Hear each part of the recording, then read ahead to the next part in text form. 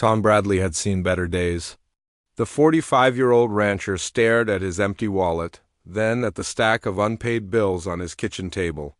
His small cattle ranch in Montana was barely hanging on. The bank had already called twice this week about his overdue loan payment that morning.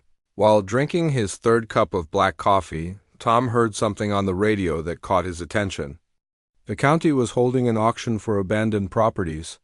People who couldn't pay their taxes had lost their land, and now the government was selling everything cheap. Tom grabbed his old leather jacket and climbed into his beat-up pickup truck.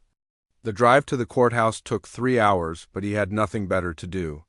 Maybe he could find a small piece of land to expand his operation.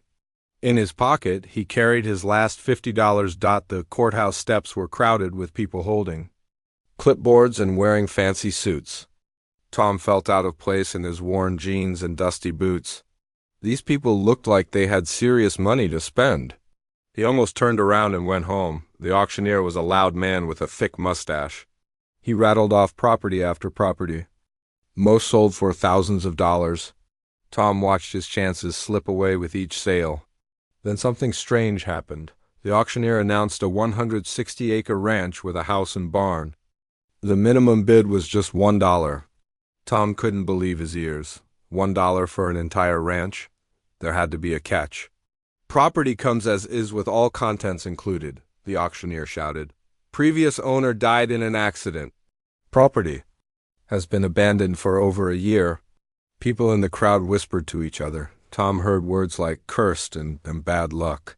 Some folks shook their heads and walked away. Others checked their phones and seemed to lose interest. Tom raised his hand. $1, he called out. The auctioneer looked around the crowd. "Do I hear $2? Anyone? $2? Silence. Going once, going twice, sold to the gentleman in the blue jacket for $1. Tom's heart pounded as he walked to the payment table. The clerk, a tired-looking woman with gray hair, took his dollar bill and handed him a thick stack of papers. "Congratulations, Mr. Bradley," she said. "You now own the old Peterson Ranch. Property transfer will be complete in 3 weeks." Tom drove home in a daze. He kept looking at the papers on his passenger seat. He owned a ranch. A whole ranch for $1? It seemed too good to be true. Over the next few weeks, Tom tried to learn more about his new property. The previous owner, Bill Peterson, had died when a grain storage building collapsed on him. The accident happened during harvest season. Bill had no family, and the bank took everything to pay his debts. But somehow, this one property had been overlooked until the tax sale. Local people Tom talked to seemed nervous when he mentioned the Peterson place. Old-timers at the feed store would change the subject. The waitress at the diner would just shake her head and pour more coffee. Nobody wanted to talk about what happened there. Tom didn't believe in curses or bad luck. He believed in hard work and second chances. This ranch could be exactly what he needed to turn his life around. The papers showed it had good water rights and decent grazing land. With some effort, he could probably run cattle there. 3 weeks felt like 3 months. Tom spent his time planning what he would do with the property. He made lists of repairs needed and calculated how much money he could make. For the first time in years, he felt hopeful about the future. Finally, the day came when he could visit his new ranch. Tom loaded his truck with basic tools and supplies. He planned to spend the weekend looking around and making a plan. Maybe he would even camp there overnight to get a feel for the place. The drive took him through beautiful Montana countryside. Rolling hills covered with grass stretched to the horizon. Mountains rose in the distance like sleeping giants. This was why he loved ranch country. Out here, a man could breathe. The ranch entrance was marked by a crooked wooden sign that read Peterson Ranch. The metal gate hung open, creaking in the wind. Tom drove slowly up the gravel road, taking in everything he saw. The house was bigger than he expected. 2 stories with a wraparound porch and several windows. The paint was peeling and weeds grew everywhere, but the basic structure looked solid. Behind the house stood a large red barn and several smaller buildings. Tom parked his truck and stepped out. The silence was complete except for wind blowing through tall grass. He felt like he was standing at the edge of a new life. This property could be exactly what he needed. He walked toward the house, planning to check the foundation and roof first. That's when he heard something that made him stop dead in his tracks. The sound was faint but unmistakable. Children's voices were coming from inside the house. Tom stood frozen on the front porch. His mind raced with questions. Who could be in there? The property was supposed to be abandoned. The papers clearly stated it was empty. He heard a baby crying and a woman's voice trying to comfort it. Tom's hands shook as he reached for the door. Whatever was happening inside, his life was about to change again. Tom's hand trembled as he knocked on the front door. The voices inside went quiet immediately. He could almost feel people holding their breath on the other side of the wooden door after what felt like forever. He heard footsteps. The door opened slowly, revealing a young woman with tired eyes and worry lines on her face. She couldn't have been more than 30 years old, but life had clearly been hard on her. In her arms, she held a baby who was maybe 6 months old. Behind her, Tom could see 4 other children peeking out from different doorways. Their ages seemed to range from maybe 2 years old to about 6. All of them looked at him with wide, scared eyes. "Can I help you?" the woman asked. Her voice was polite but shaky. Tom noticed she kept one hand on the door, ready to slam it. "Shut if needed." "I'm Tom Bradley," he said, trying to sound as gentle as possible. "I think there might be some confusion here. I just bought this property at a tax auction 3 weeks ago."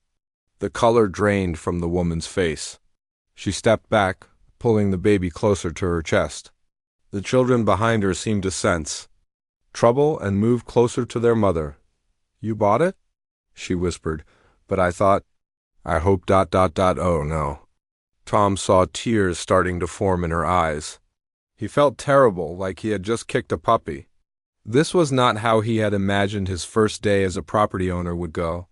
"Maybe we should talk," Tom said softly. "I'm not here to cause trouble. I just want to understand what's happening." The woman looked at him for a long moment, studying his face. Finally, she stepped aside and motioned him into the house. The inside was clean but clearly showed signs of people living there on very little money. Furniture was old and mismatched. Children's toys were scattered around, but they were simple things like wooden blocks and stuffed animals with patches sewn on them. "My name is Linda Martinez," the woman said, settling the baby on her hip. "These are my children. Katie is 6, the twins Bobby and Bella are 3, little Danny is 2, and this is baby Rose." Each child waved shyly when their name was mentioned. Katie, the oldest, stepped forward protectively near her mother. Tom could see the family resemblance in their dark hair and brown eyes. "We've been living here for 8 months, Linda continued. "After my husband died, we had nowhere else to go." Tom sat down carefully on an old couch, making sure to move slowly so he wouldn't frighten the children. "What happened to your husband?" Linda's eyes filled with tears again. "He was working with the man who owned this place, Bill Peterson. They were fixing something in the grain storage building when it collapsed. Both of them died instantly." The pieces started falling into place for Tom. This explained why nobody wanted to talk about the property. 2 men had died here in a terrible accident, leaving behind grieving families. "Frank, my husband, was Bill's hired hand," Linda explained. "We lived in the small cabin behind the main house. When both men died, everything got complicated. Bill had no family, and the bank came to take his property. But they forgot about us living in the cabin." Tom listened carefully as Linda told her story. After the accident, she had tried to find somewhere else to live with her 5 children. But rent was expensive, and her job at the local diner only gave her a few hours a week. She couldn't afford a deposit on an apartment. "When winter came, I was desperate," Linda said. "The cabin had no heat, and baby Rose was getting sick, so I moved us into the main house. I figured since it was abandoned, nobody would mind if we stayed until I could find something else." Tom looked around the house with new eyes. Linda had obviously been taking care of the place. The floors were clean, and he could see through the windows that someone had been maintaining a vegetable garden in the backyard. "I've been trying so hard to find a real place for us," Linda continued. But everything costs so much money, and I can't work full-time because I have to watch the children. I kept hoping maybe the bank would let us stay, or maybe I could find a way to buy the place myself somehow. Katie tugged on her mother's shirt. "Are we in trouble, Mama?" she asked in a small voice. Linda hugged her daughter close. "I don't know, sweetheart." Tom felt like his heart was being squeezed in a vice. Here was a woman doing everything she could to keep her family together after losing her husband. She wasn't some squatter trying to take advantage. She was just a mother trying to survive. The baby started crying and Linda bounced her gently. "She's probably hungry," Linda said. "I was just about to start dinner when you knocked." "What do you usually eat?" Tom asked. Linda's cheeks turned red with embarrassment. "We manage. I grow vegetables in the garden, and sometimes the diner lets me take home leftover bread. The children get free lunch at school when it's in session." Tom realized this family was barely surviving. Linda was probably feeding her children before feeding herself. The thought made his stomach turn. "Look," Tom said finally, "I don't know what the right thing to do here is.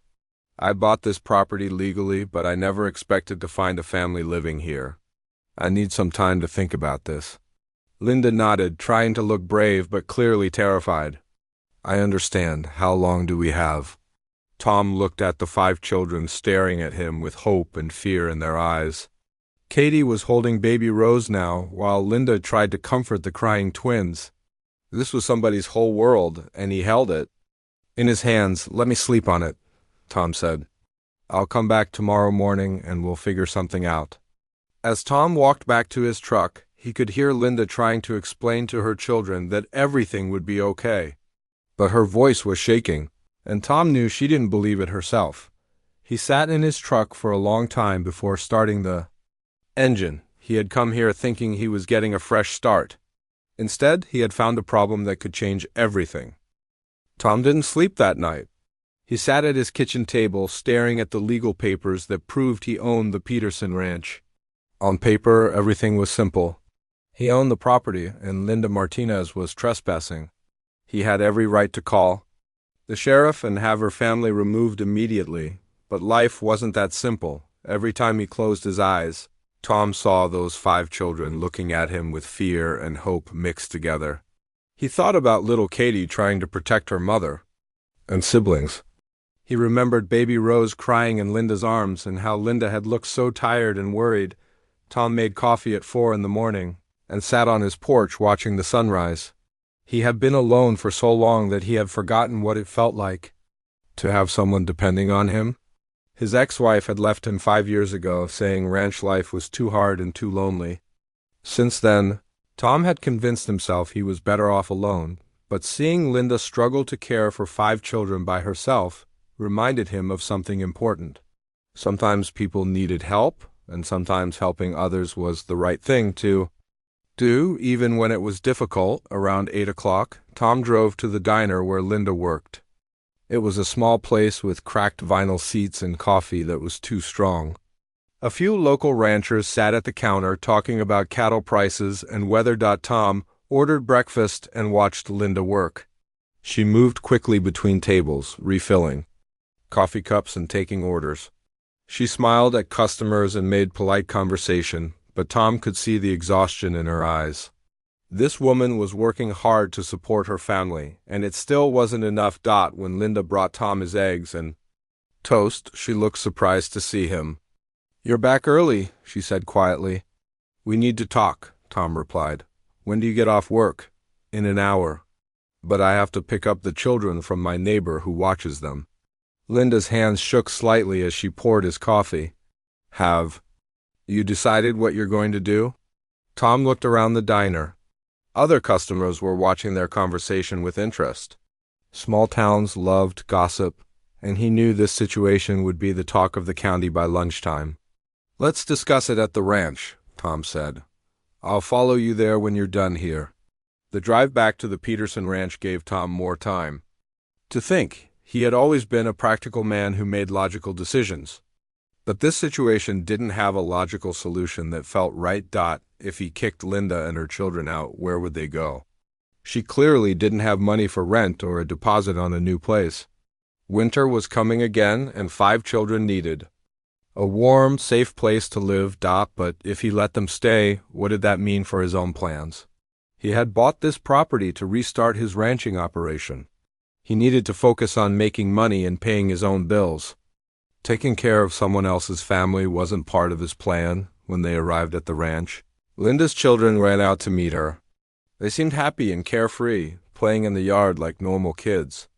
Tom watched Katie help her mother carry baby Rose while the twins chased each other around the porch. Inside the house, Linda made coffee while the children played quietly in the living room. Tom noticed they had good manners and seemed well-behaved despite their difficult situation. "I've been thinking all night about this," Tom began, "and I have to be honest with you. I don't know what the right answer is." Linda sat down across from him at the kitchen table. "I understand this is hard for you. You bought this place fair and square. We're just ... in the way." "It's not that simple," Tom said. "You're not just in the way. You're a mother trying to take care of her children after losing your husband. That's not something I can just ignore." Through the kitchen window, Tom could see the vegetable garden Linda had been maintaining. Rows of tomatoes, beans, and squash grew in neat lines. Someone had built a small fence around the garden to keep animals out. This wasn't the work of someone who was just passing through. "Tell me about your husband," Tom said. "What was he like?" Linda's face softened. "Frank was a good man. He worked hard and loved his children. He grew up on a ranch, so he knew how to fix things and take care of animals. He always said he wanted to have his own place someday where the children could grow up, learning about farming and ranching." Tom felt a strange connection to Frank Martinez, a man he had never met. They had both loved ranch life and dreamed of building something better for their families. "When the accident happened, everything fell apart," Linda continued. "Frank's life insurance barely covered the funeral. I had to sell our car to pay for other expenses. That's why I can't even look for a place to live that's far away. I don't have transportation." The practical side of Tom's brain started working on the problem. If Linda had transportation and steady income, she could probably find somewhere else to live. But getting transportation required money she didn't have, and getting more income required childcare she couldn't afford. "What if I gave you some money to help you get back on your feet?" Tom asked. "Maybe enough for a deposit on an apartment and a used car?" Linda shook her head immediately. "I can't take charity. I've been trying so hard to make it on my own. Taking handouts would feel like giving up." Tom respected her pride, but he also saw how it was making her situation harder. Sometimes accepting help was the smart thing to do, not the weak thing. Baby Rose started crying in the living room, and Linda got up to check on her. Tom followed and watched as Linda changed the baby's diaper on a blanket spread on the floor. The house had been set up for a family with young children. Gates blocked dangerous stairs and electrical outlets had safety covers. "You've done a good job making this place safe for kids," Tom observed. "Frank always said children needed space to run and play," Linda replied. "City apartments are so small and cramped. The children love it here. They've been through so much sadness that I hate to take away the one place where they feel happy and safe." Tom looked out at the yard where Katie was pushing the twins on an old tire swing that hung from a large oak tree. They were laughing and calling for their mother to watch them. These children had found joy again after losing their father. How could he be the one to take that away? That evening, Tom sat in his truck outside the ranch house for a long time. Through the windows, he could see Linda helping Katie with homework while the younger children played with blocks on the floor. It looked like a normal, happy family scene, but Tom knew the reality was much more complicated. Linda was barely holding everything together, and winter was coming fast. One medical emergency or car repair could destroy the fragile stability she had built for her children. Tom started his truck and drove home, but he already knew what he was going to do. The question wasn't whether to help Linda and her children. The question was how to help them in a way that would work for everyone. Tom spent the entire night pacing around his small house. Every solution he thought of had problems. Giving Linda money felt wrong because she had too much pride to accept charity. Forcing her to leave felt even worse because those children needed stability. Around dawn, Tom remembered something. When he had walked around the Peterson property, he had noticed a small cabin behind the main house. It was probably where Linda's family had lived before the accident. If he could fix up that cabin, maybe he could live there while Linda and her children stayed in the main house, but that idea had problems too. Tom had planned to use this ranch to rebuild his cattle operation. He needed to focus on making money, not playing house with someone else's family. His friends would think he had lost his mind. At 7 in the morning, Tom made a decision. He loaded his truck with groceries from his own kitchen and drove to the ranch. Whatever he was going to do, those children shouldn't go hungry while he figured it out. When he knocked on the door, Linda answered wearing the same clothes from yesterday. She looked like she hadn't slept either. The children were eating breakfast at the kitchen table, pieces of toast with nothing on them. "I brought some food," Tom said, carrying in bags of groceries. "Milk, eggs, bread, some canned goods." Linda's eyes filled with tears. "You don't have to do this." "Yeah, I do," Tom replied. He started putting groceries away in the refrigerator and noticed it was nearly empty except for a container of leftover vegetables from Linda's garden. Katie looked up from her dry toast. "Is there peanut butter?" she asked hopefully. Tom smiled and pulled out a jar of peanut butter and some strawberry jelly. "There sure is." While Linda made fresh toast for the children, Tom walked around the house thinking. The place was bigger than his own home, with 4 bedrooms and 2 bathrooms. The bones of the house were good, even though it needed some repairs. "Linda, can we talk outside for a minute?" Tom asked. They walked onto the front porch while the children finished breakfast.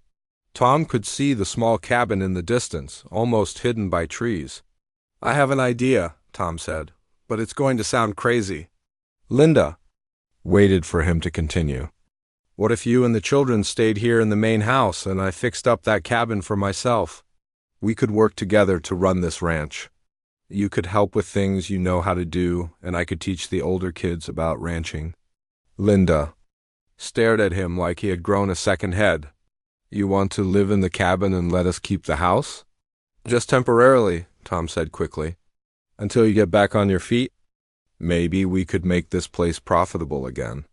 Split any money we make based on how much work each of us puts in."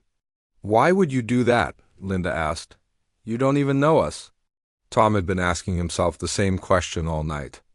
"Because it's the right thing to do, and because maybe we can help each other. You need a place to live and a way to make money. I need help running a ranch that's too big for one person." Linda was quiet for a long time, watching her children. Through the kitchen window, Katie was helping the twins eat their toast while baby Rose sat in a makeshift high chair. "What would people think?" Linda asked. "A single woman living on a ranch with a man who isn't her husband." Tom hadn't thought about that problem. Small towns love to gossip, and this arrangement would definitely give people something to talk about. "We'll have to prove that it's just business," Tom said. "Separate living spaces, clear boundaries. Anyone who wants to judge us can mind their own business. And if it doesn't work out, then we'll figure out something else. But at least we'll have tried." Linda looked out at the land stretching toward the mountains. Frank always dreamed of running a ranch like this. He said this was good cattle country. "It is," Tom agreed. "With the right management, this place could support several families." "I don't know anything about cattle," Linda said. "You don't have to. There are plenty of other things that need doing on a ranch. Bookkeeping, maintaining equipment, growing food, taking care of animals like chickens and pigs." Tom could see Linda.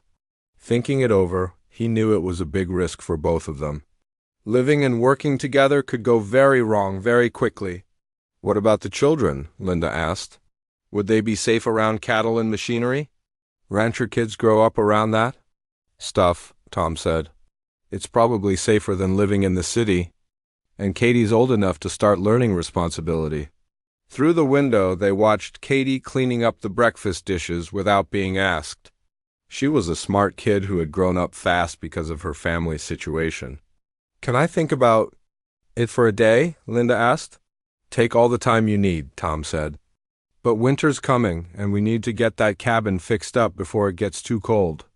That afternoon, Tom walked around the property with Linda and the children. He showed them the barn where they could keep animals, the pastures where cattle could graze, and the creek that provided water year-round. The twins were fascinated by everything, asking endless questions about horses and cows. Katie helped carry baby Rose while Danny toddled between his mother and Tom, chattering in the way 2-year-olds do. The school bus comes right to the end of the driveway, Linda mentioned. That was one of the things Frank liked about this place. The children could get a good education without us having to drive them to town every day.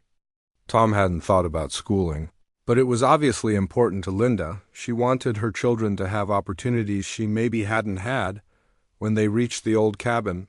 Tom was relieved to see it was in better shape than he had remembered. The roof was solid and the walls were straight. With some cleaning and basic repairs, it could be comfortable. Frank and I were happy in this little place, Linda said softly. Before the children came, we used to sit on that porch in the evenings and plan our future. Tom could picture Linda and her husband as young newlyweds, full of dreams and hope. It made the tragedy of Frank's death feel even more real. If we do this, Linda said suddenly, I want to pay rent. Maybe not much at first, but something. I need to contribute financially, not just with work. Tom started to argue, but he saw the determination in Linda's eyes. Her pride and independence were important to her. They were probably part of what had kept her family together through such a difficult time. We'll work out something fair, Tom agreed. That evening, Linda made dinner for everyone. It was simple food, vegetables from her garden, eggs Tom had brought, and fresh bread she had somehow managed to bake. But it was the best meal Tom had eaten in years. Not because of the food, but because of the company after dinner. Linda put the children to bed while Tom sat on the porch thinking. He could hear Linda reading bedtime stories and the children giggling. It was a sound his house had never heard. When Linda came back outside, she sat down in the chair next to Tom. Okay, she said. Let's try it for 3 months. If it's not working for either of us, we'll figure out something else. Tom felt a mixture of relief and terror. He was about to change his entire life for a family he had met 2 days ago. It was either the craziest thing he had ever done or the smartest. 3 months, he agreed, and they shook hands on it. The first week nearly broke them both. Tom had lived alone for 5 years. He was used to silence, to eating whenever he felt like it, and to having his tools exactly where he left them.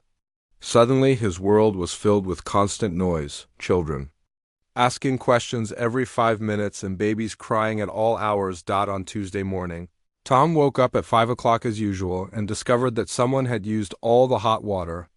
When he went to make coffee, he found the coffee pot was full of something that looked like chocolate milk. Katie had apparently tried to make hot chocolate for her little brothers and sisters. Katie, Linda called from upstairs where she was changing baby Rose. Did you remember to turn off the stove? Tom rushed to the kitchen and found the stove burner still on under an empty pot. He turned it off and opened windows to clear out the smell of burning metal. Linda came downstairs carrying the baby and looking embarrassed. I'm so sorry. Katie's been trying to help more, but she's only 6. It's fine, Tom said, though his hands were shaking a little. Just, maybe we should talk about kitchen rules. The cabin wasn't ready yet, so Tom had been sleeping on the couch in the main house. Every night he was awakened by crying babies, children having bad dreams, or Linda walking around checking on everyone. He had forgotten how much work it took to care of young children. Linda was struggling too. She wasn't used to having a man around, especially one who had strong opinions about how things should be done. When Tom suggested changes to her daily routine, she felt criticized. When he tried to help with the children, she felt like he was judging her parenting. On Wednesday, the twins got into Tom's toolbox and scattered screws and nails all over the barn floor. Tom spent an hour crawling around, picking up tiny pieces of hardware while the twins helped by handing him random objects they found. Boys, come here right now, Linda called when she discovered what had happened. Tell Mr. Tom you're sorry. Bobby and Bella looked up at Tom with their big brown eyes. Sorry, Mr. Tom. they said in unison. Tom felt his frustration melt away. They were just 3 years old, curious about everything. But he also realized he needed to child-proof his work areas better. Thursday brought a new challenge. Katie came home from school upset because some kids were teasing her about living with a strange man who wasn't her father. She had tried to explain that Tom was just helping her family, but the explanation had made things worse. "The kids say you're not our real dad and we're probably going to move again soon," Katie told her mother at dinner. "Are we?" Linda looked across the table at Tom. They had agreed to try this arrangement for 3 months, but already it felt complicated in ways neither of them had expected. "We're going to try to make this work," Linda said carefully. "But sometimes grown-ups have to make changes when things don't go as planned." Tom saw the worry in Katie's eyes. This little girl had already lost her father and been forced to move multiple times. She needed stability, not more uncertainty. "Katie," Tom said, "I promise you that whatever happens, we're going to make sure your family has a safe place to live." "That's not going to change."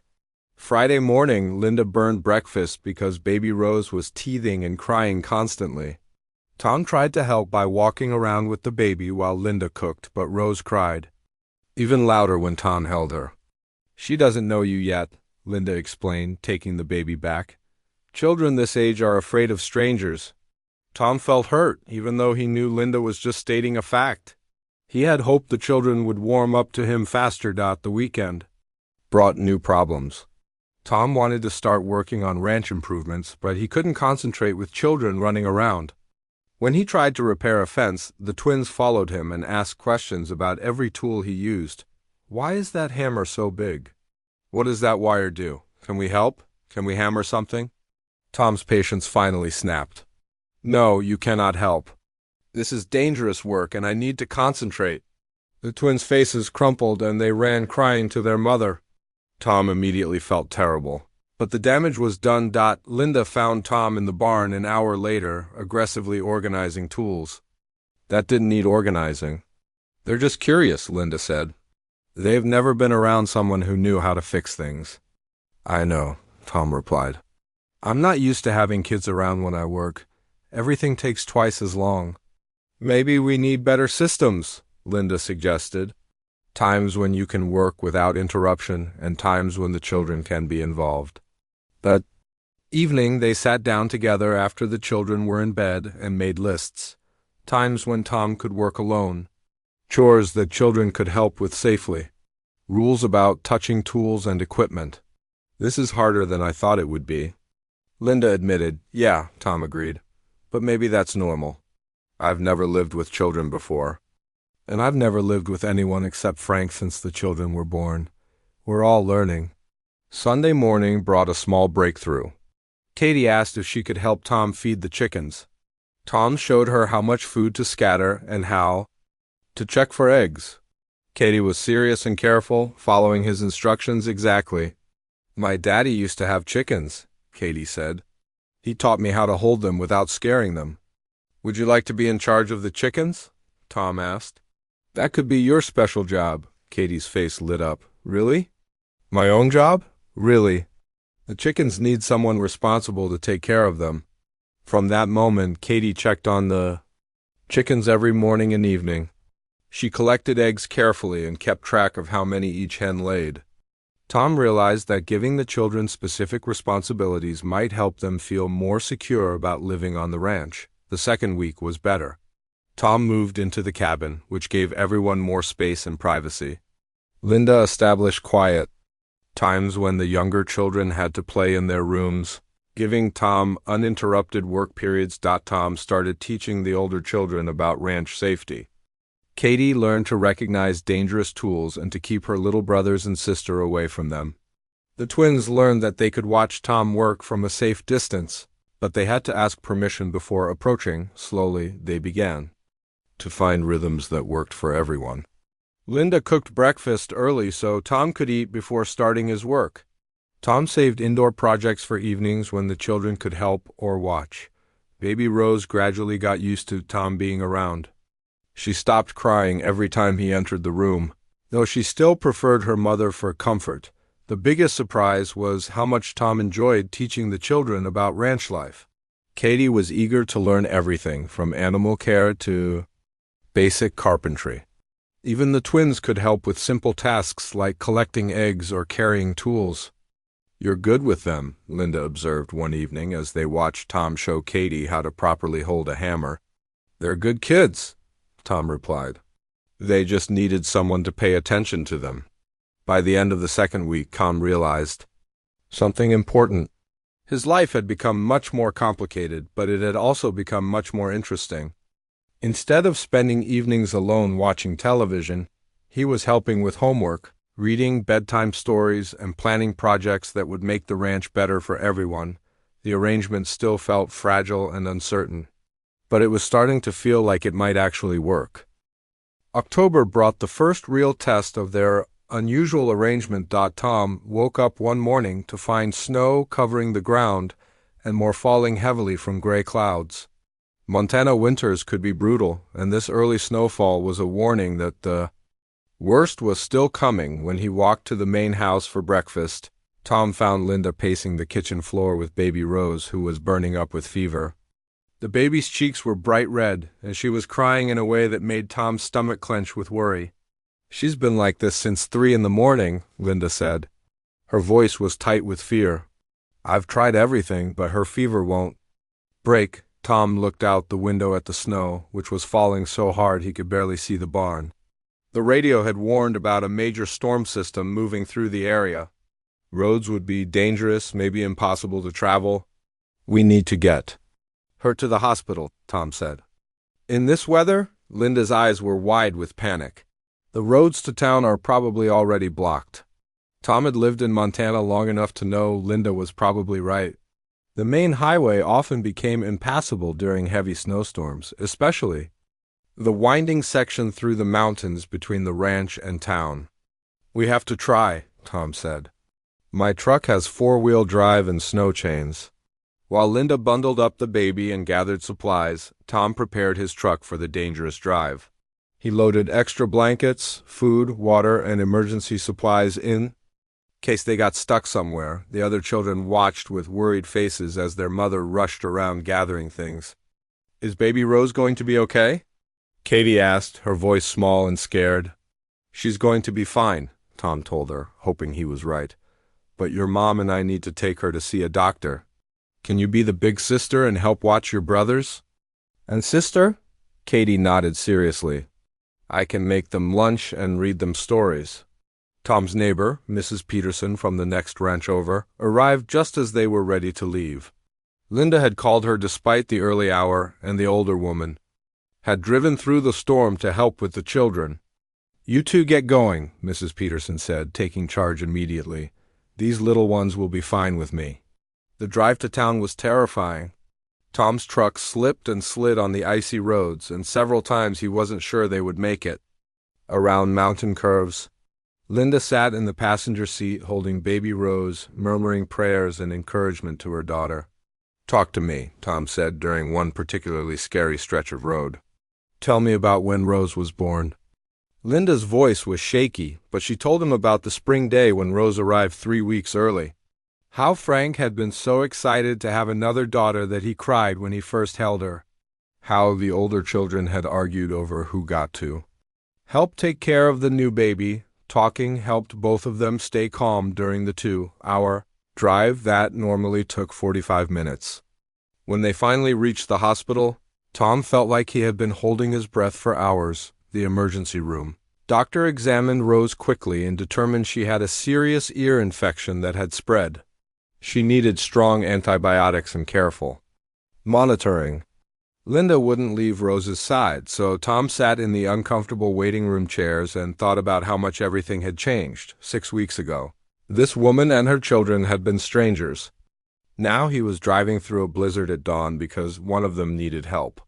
Somewhere along the way, they had become his responsibility, and he discovered that he didn't mind at all. Around noon, the doctor said Rose's fever was finally responding to medication. She would need to stay overnight for observation. But the crisis had passed. Tom called Mrs. Peterson to check on the other children and report the good news. Then he went to find food for Linda, who hadn't eaten anything since the night before. "You don't have to stay," Linda told him when he returned with sandwiches and coffee. "I know you have work to do at the ranch." "The work will wait," Tom replied. "Besides, someone needs to drive you home tomorrow." That evening, while Rose slept peacefully in her hospital crib, Tom and Linda talked quietly in the dim room. They shared stories about their childhoods, their dreams, and the losses that had brought them to this point. Frank would have liked you, Linda said suddenly. He always respected people who were willing to help others. Tom felt honored by the comparison. "I wish I could have met him. He would have been grateful for what you're doing for his children." Giving them a chance to grow up on a ranch was always his biggest dream. When they finally made it home the next day, the other children surrounded their mother and baby sister with hugs and excited chatter.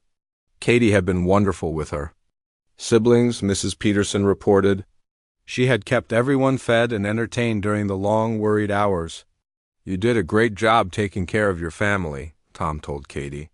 "Your parents would be proud of you." Katie beamed with pride, and Tom realized how much she needed to hear that she was doing well. November brought different challenges and unexpected joys. Tom started teaching Katie how to help with basic ranch maintenance. She learned to organize tools, measure lumber, and even use a hammer safely. Her careful attention to detail reminded Tom of himself at that age. The twins discovered they loved helping with animal care.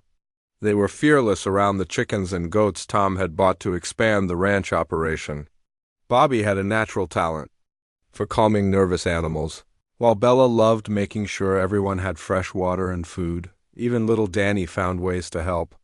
At 2 years old, he couldn't do much, but he loved carrying small tools in his toy dump truck and delivering them to Tom wherever he was working. Linda proved to be naturally gifted at managing the business side of ranch operations. She organized receipts, tracked expenses, and researched the best markets for selling eggs and produce. Her careful record-keeping showed Tom exactly where they were making money and where they were losing it. The evenings became Tom's favorite time of day. After dinner, the family would gather in the living room. Linda would work on mending clothes or planning the next day's meals. The children would play quietly with toys or work on puzzles. Tom would read the newspaper or plan ranch improvements. Sometimes Katie would ask Tom to help with her homework. Sometimes the twins would climb on his lap to hear stories about ranch animals. Baby Rose, now healthy and happy, would babble contentedly in her playpen. These quiet domestic moments felt strange to Tom at first. He had been alone for so long that he had forgotten what family life was like. But gradually he began to look forward to the gentle chaos of children and the comfortable presence of Linda moving around the kitchen. One cold evening in late November, Tom was repairing a broken chair when he noticed Linda watching him work. "What?" he asked, looking up from the piece of wood he was sanding.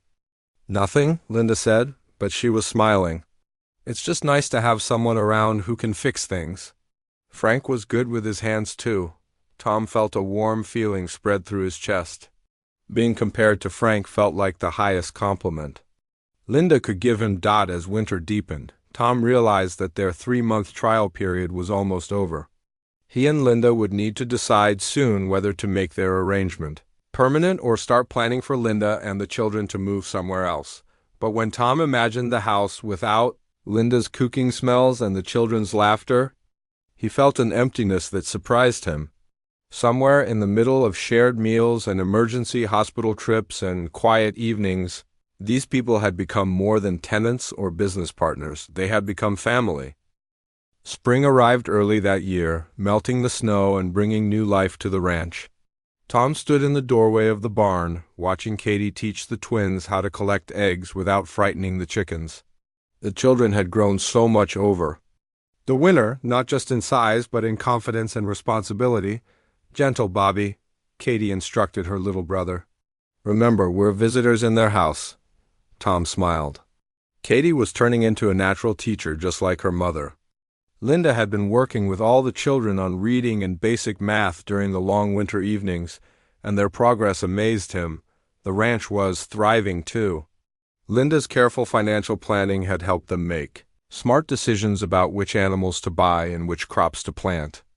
They now had a small herd of cattle, a growing flock of chickens, 2 goats, and a large vegetable garden planned for the spring. Tom walked toward the house, where he could smell bread baking in the oven. Linda had learned to bake from scratch. Over the winter, partly to save money, but mostly because she enjoyed it. The kitchen always smelled like cinnamon or fresh bread these days. "Morning," Linda said when Tom came through the back door. She was kneading dough for tomorrow's bread while baby Rose sat in her high chair, cheerfully making a mess with pieces of banana. "Morning," Tom replied, pouring himself coffee from the pot Linda always had ready. "Katie's doing a good job with the chicken lessons. She loves having important work to do," Linda said. "All the children do. They feel like they're contributing to something bigger than just our family." Tom had noticed the same thing. The children took their ranch responsibilities seriously, whether it was collecting eggs, feeding animals, or helping maintain equipment. They were learning skills that would serve them well their entire lives. "I've been thinking," Tom said, sitting down at the kitchen table. "Our 3-month trial period ended 2 weeks ago." Linda's hand stilled on the bread dough. They had both been avoiding this conversation, but it needed to happen. "I know," Linda said quietly. "I wasn't sure if you wanted us to stay or if you were just being polite." "I want you to stay," Tom said without hesitation. "All of you. This arrangement has worked better than I ever imagined it could." Relief flooded Linda's face. "The children love it here. Katie told me yesterday that this feels like home in a way nowhere else ever has." Tom understood what Katie meant. The ranch felt like home to him now too, in a way his old house never had. A home filled with laughter and purpose and people who cared about each other. "But I think we need to make it official," Tom continued. "Legal contracts, clear agreements about money and responsibilities. I don't want there to be any confusion about anyone's rights or obligations." Linda nodded. "That makes sense. I want to contribute more financially, too. The diner has offered me more hours, and I've been thinking about starting a small business selling eggs and vegetables at the farmer's market." Tom had been hoping Linda would suggest something like that. She was smart and hardworking, and he knew she would succeed at whatever she set her mind to. Over the next few weeks, they worked with a lawyer in town to draw up formal agreements. Linda would pay rent for the house and have the right to live there as long as she wanted. She would also become a partner in the ranch operation, sharing in both the work and the profits. The legal paperwork made their unusual arrangement feel more secure and permanent. But the real changes were happening in smaller, everyday moments. Tom had started staying for dinner every night, eating with the family instead of taking his food back to the cabin. The children had stopped calling him Mr. Tom and started just calling him Tom, like he was a favorite uncle. When Katie lost her first tooth, she put it under her pillow and told Linda she hoped the tooth fairy would bring enough money to buy feed for the chickens. Tom sneaked into her room that night and left a $5 bill, along with a note saying the tooth fairy was proud of her hard work on the ranch. The twins had started bringing him pictures they drew at school, proudly showing off artwork featuring stick figure families that always included a tall man they labeled Tom standing next to their mother and siblings. Baby Rose had taken her first steps, walking from Linda's arms to Tom's outstretched hands. She now followed him around the ranch, babbling what sounded like Tom-Tom whenever she wanted his attention. Even little Danny, who had been too young to really remember his father, had started copying Tom's mannerisms. He walked with his hands on his hips when he was thinking, just like Tom did. He tried to wear his baseball cap backwards like Tom wore his work hat. The children weren't the only ones who had changed. Tom found himself thinking about their needs and interests when he made decisions about the ranch. He chose safer equipment, planned educational activities, and made sure there were always books and toys available for rainy days. Linda had changed too. The worried, exhausted woman Tom had first met had been replaced by someone more confident and relaxed. She laughed more, sang while she worked, and had started talking about plans for the future instead of just surviving day by day. One evening in late April, Tom was sitting on the front porch after dinner when Linda came outside carrying 2 cups of coffee. Thank you, she said, settling into the chair next to his. For what? For giving us a chance when you could have just called the sheriff that first day. For being patient while we all figured out how to live together. For caring about my children like they were your own. Tom felt his throat tighten with emotion. Thank you for trusting me with your family. For teaching me what it feels like to have people to come home to. They sat in comfortable silence, watching the children play in the yard. Katie was pushing the twins on the tire swing while Danny chased chickens around the pen. Baby Rose was taking unsteady steps across the grass, determined to keep up with her older siblings. Frank would be happy, Linda said softly. Seeing his children growing up on a ranch, learning about animals and responsibility and hard work. This is exactly what he wanted for them. Tom felt honored to be part of fulfilling Frank's dreams for his children. He also felt something else, something he wasn't quite ready to put into words yet. He was falling in love with this family, and he was pretty sure Linda was developing feelings for him too. The way she smiled when he came in for meals, the way she asked his opinion about decisions, the way she sometimes touched his hand when she thanked him for something, but they were both being careful, taking things slowly.